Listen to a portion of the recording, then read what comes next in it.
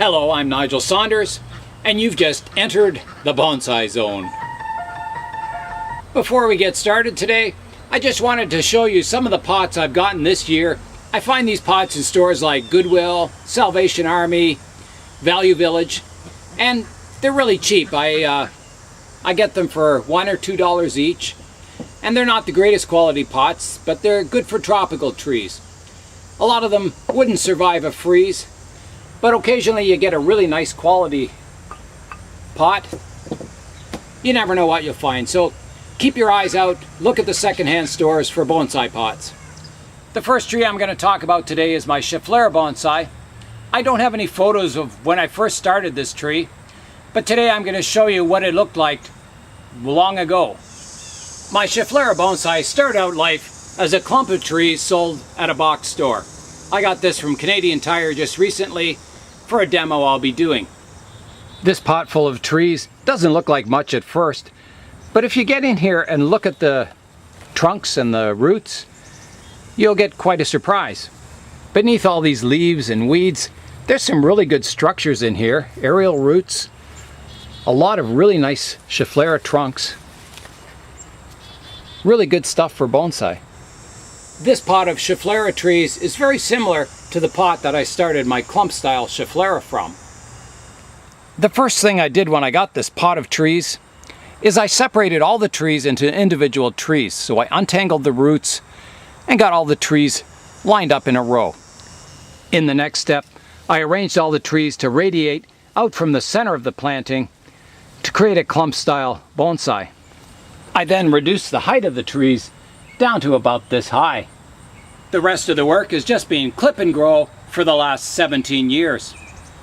In the past, I've let this tree grow really long to gain vigor, and I really like the results.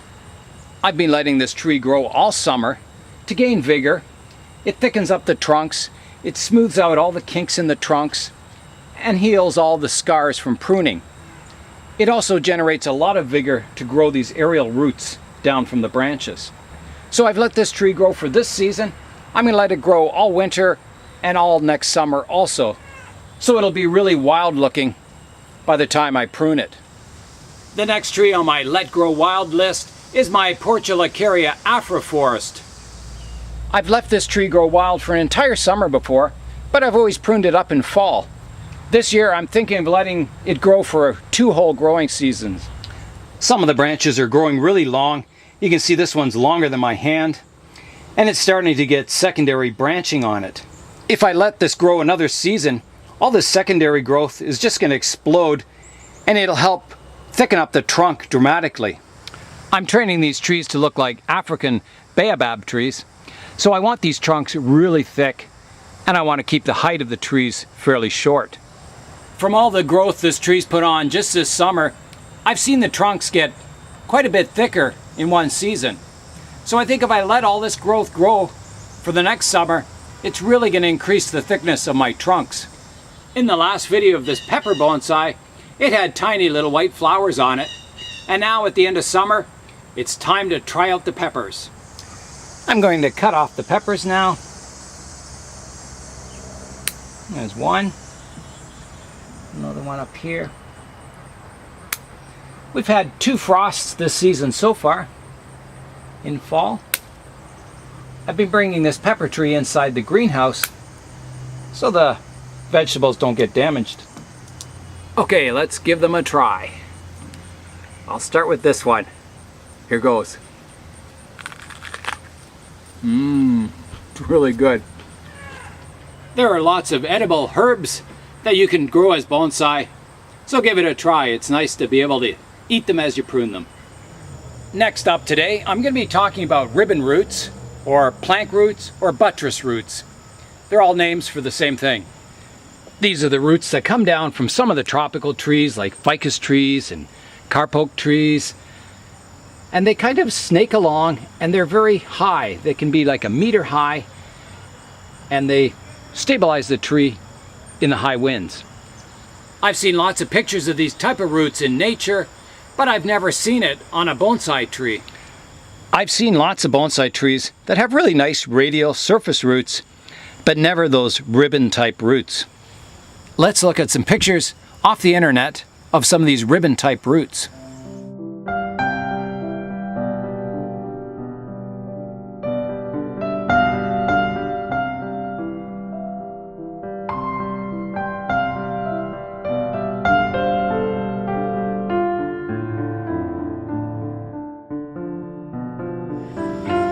Before we can grow these ribbon type roots for our bonsai trees, we have to understand, or try and understand, what causes them to form in the first place. In the last few days I've been chatting with Peter via email, and he's showed me a technical article on these ribbon type roots. One theory for this type of root growth is purely mechanical. As the trunk of the tree sways in the wind, side to side, it puts the roots under tension and compression. So when the tree sways this way, the top surface of the root is being compressed together, and the other side is being under tension. It's being pulled apart. So this constant wear and tear on the leading surface of the root causes it to scar, and it always causes it to build up stronger, making the roots build up into these ribbon type roots. Another factor in getting ribbon type roots may be genetics. It may be the genetics of the tree that just cause the roots to grow in this manner. We may not see bonsai trees old enough to get these ribbon type roots. Another factor in the formation of these roots may have to do with the type of soil that's found in the rainforest. The soil level is usually very shallow. It falls from the trees, all the litter, and the water washes it down, so you get a very thin layer of topsoil in the rainforest. These roots, they grow very fine hairs into the soil all along the roots. The roots aren't just fed from the tips. A normal root is a circular cross section, and all the nutrients come in from the tip of the root. A rainforest type root has these small roots, feeder roots, all throughout the bottom of the root. So it feeds the root or the trunk of the tree in a different way. It's not just from the end of the root, it's from the bottom surface of the root, which may contribute to these ribbon type roots. Many trees do get a buttressing at the base of the tree, and this is just caused by when the tree's young, you have a root that grows like this, and the sap will take the easiest path it can to get up the tree. So the root will naturally start blending in with the trunk like this as it grows. And you'll get roots that look like this. But ribbon roots are different. They grow in a wild, ribbony type pattern, and they can be 1 meter high.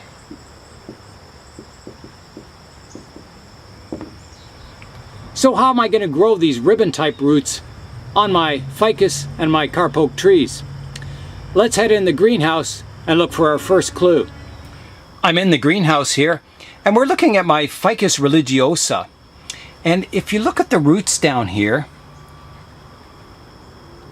you can see them growing on the surface of the wooden table here, underneath this moss. And they actually attach themselves to the wood. They grip the wood with their fine root hairs. So I'm thinking maybe I can grow my ficus on top of a wooden board. You can see also on my Ficus elastica, see how the roots grow from the center of the trunk and spread out in a radial pattern?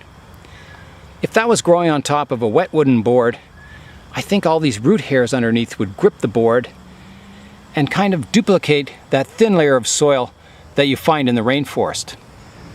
I'll keep the board wet at all times. I'll place the tree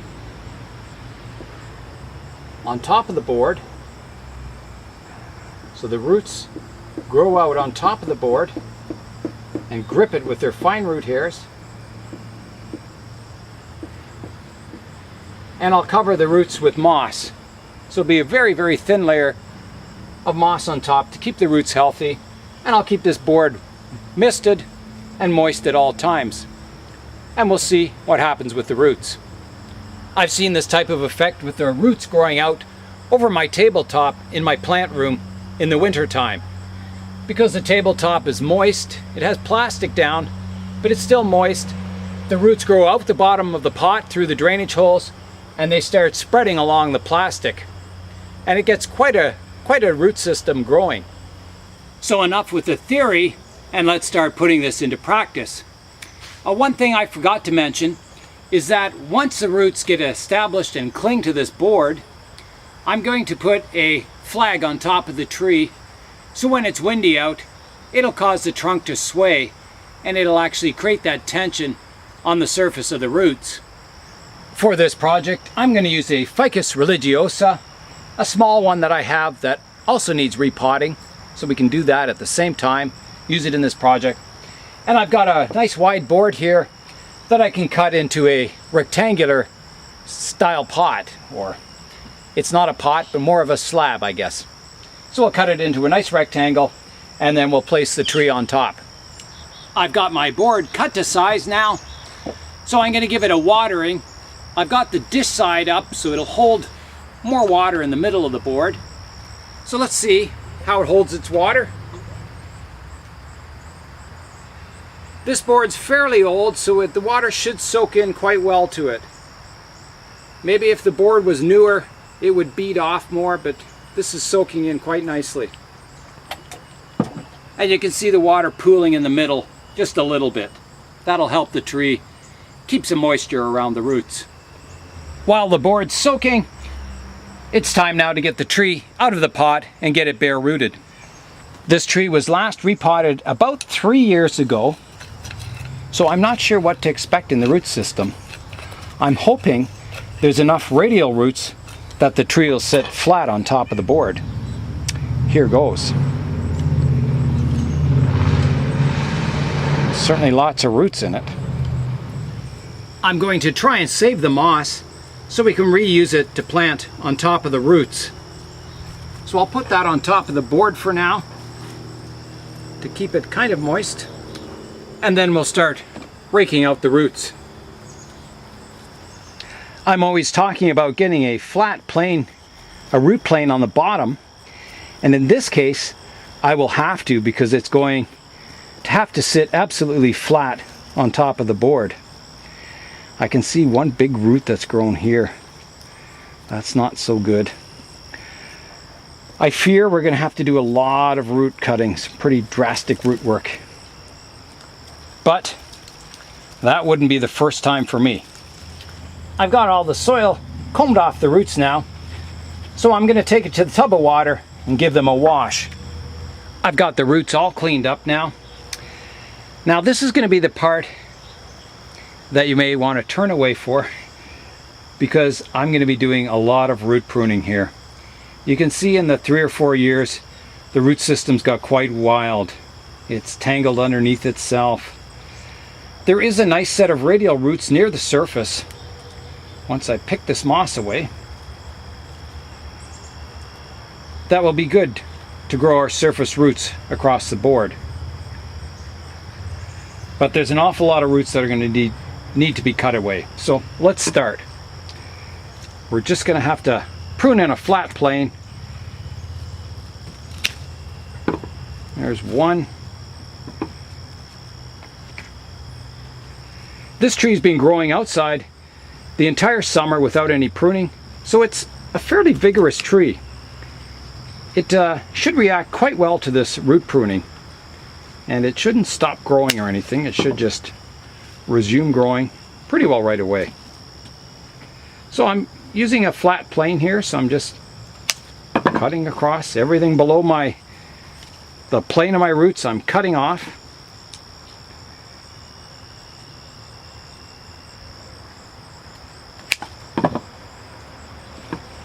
I may have to get the saw out for some of this to get this big bulge off the bottom. I think I will. I'll have to get the saw. Okay. I have the saw out. Let's start sawing. Here's my root plane. There we go. This is my favorite saw. I made the handle for it. You can use it like this or like this, however you want to hold it. But I like the saw. There we go. We've cut the lump off the bottom.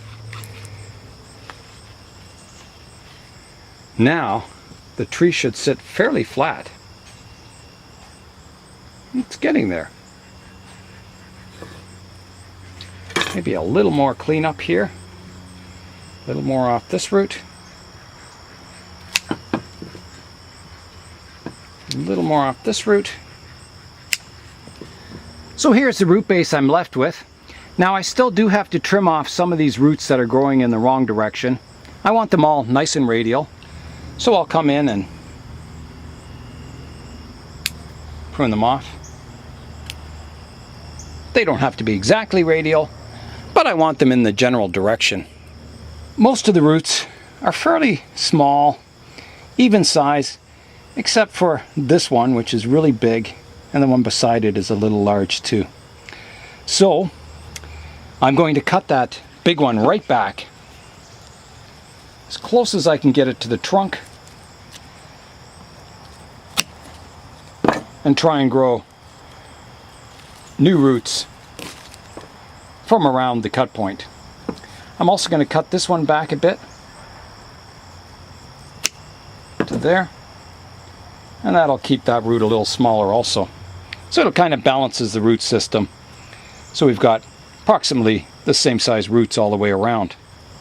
I've got everything in place now, so I'm ready to plant the tree. This board will not only hold a lot of moisture, but it'll also hold fertilizer, so the roots should grow really nicely across the top of it. I'm going to wet the board down one more time, make sure it's good and soaked, like so. And then we'll plant the tree right in the middle. I'll make this the front. It's got the best looking root base. And then we'll plant the moss all around, covering up the roots like that. A little bit more out here. And give it a good watering.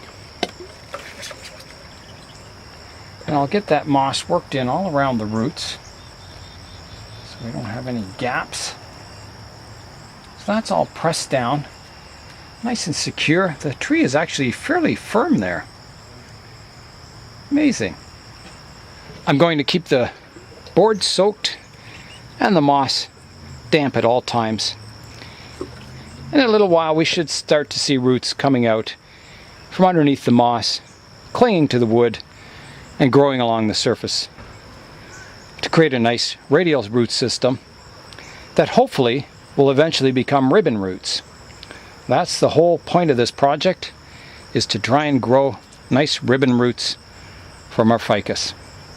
When these roots grip the wood, I'll be tying something to the trunk of the tree with a lot of surface area that'll blow it around in the wind, and I'll get all that stressing on the root surface, so I should get my ribbon type roots eventually.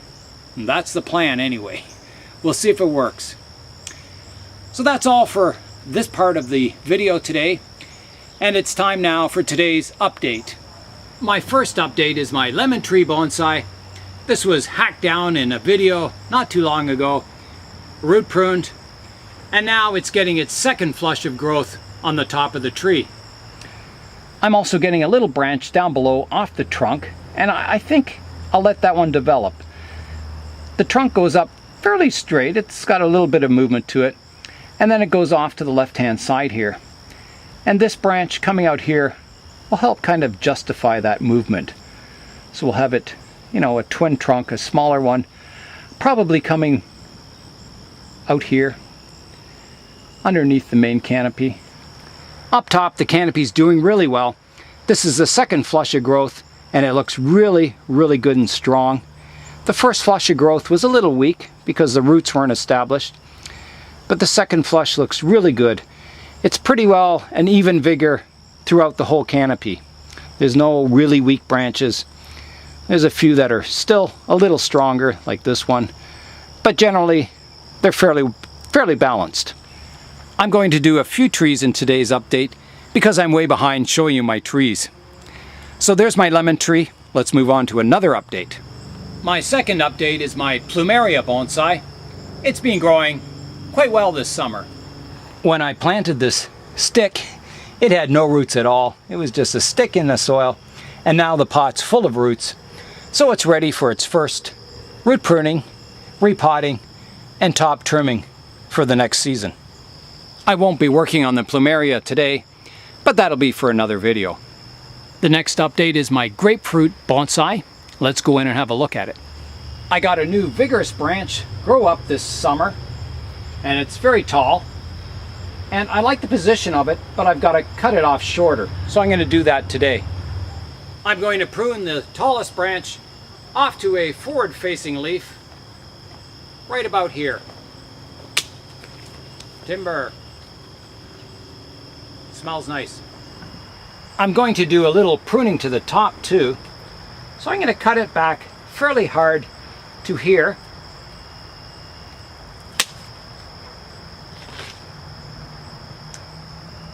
And I'm going to prune this branch back to here. I'll take the tip off the branch at the back to get some subdividing. And that's got the tree a little more compact. The tree's all pruned up in height now. Let's go in and have a look at the surface roots. I'm quite proud of the roots in this tree. I've been training them since the tree germinated from a seed about 20 years ago. And I've been root pruning them every couple of years to get nice surface roots on the tree. Here's a close-up of the surface roots. You can see how they come out in a radial pattern, and they subdivide from 1 to 2, 2 to 4, 4 to 8, and so on. So it's a really nice, compact radial root system. It's time now for today's viewers' picks. The first set of pictures is sent in by Josh from Holland. He has a couple of Chinese elms sitting in a windowsill, a nice spruce forest, and a pine tree. Next I have a couple of pictures sent in by Saul. He's got a skull diorama, the before and then the after. The last set of photos is sent in by Adam from Michigan, USA. He's got a Chinese elm, a juniper, a bunch of tropical trees. I see a money tree, a desert rose, a Schefflera, I think a Fukian tea, and a couple of others. And last, he's got a weeping willow bonsai. Thanks everyone who sent in photos. That's all for today. I'm Nigel Saunders. Thanks for joining me in the Bonsai Zone.